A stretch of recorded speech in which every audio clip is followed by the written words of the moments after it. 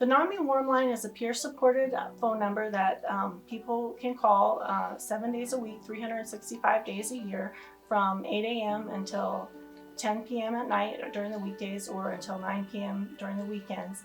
And it's a place to gain peer support. Peer support is somebody living in mental health recovery. My role in the NAMI Warm Line is as a on-call supervisor.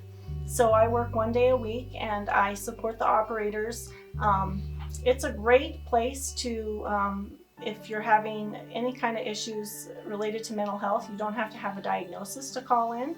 You can call in because you're lonely, because maybe you're depressed, maybe you're having thoughts of suicide, maybe you're anxious, having even a panic attack or getting close to a panic attack, or maybe you're viewing a loved one suffering with mental illness and don't really know where to turn. It's a really great place to gain peer support and hear from somebody in recovery, as opposed to a therapist, which is more of a professional relationship. This is a warm line that is at no cost to participants, that place that they can reach out to and not feel alone in their journey. So I think when you look at the NAMI Warm Line and its purpose, first have to look at one, that it's manned by peers. And I think when we talk about suicide prevention, we talk about mental health, peers are really important, as long as we're not overutilizing them and over keeping them focused. I think the great thing about that is it's a peer-led system. It's answered by peers. Peers a lot of times have a lot of answers. Even if it's just to listen, we understand a lot more than, say, somebody that may have never had that lived experience.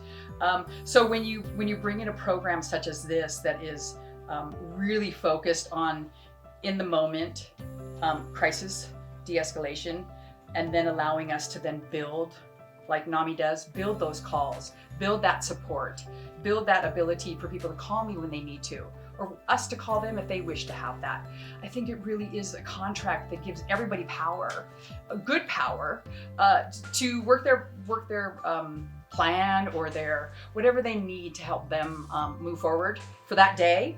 And I think the NAMI Warm Line really brings that to people. It's person-centered, really focuses on the person that I'm talking to.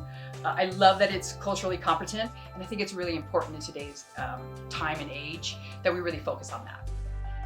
A peer wellness operator takes calls on the Warm Line, and these calls typically consist of people looking for peer support.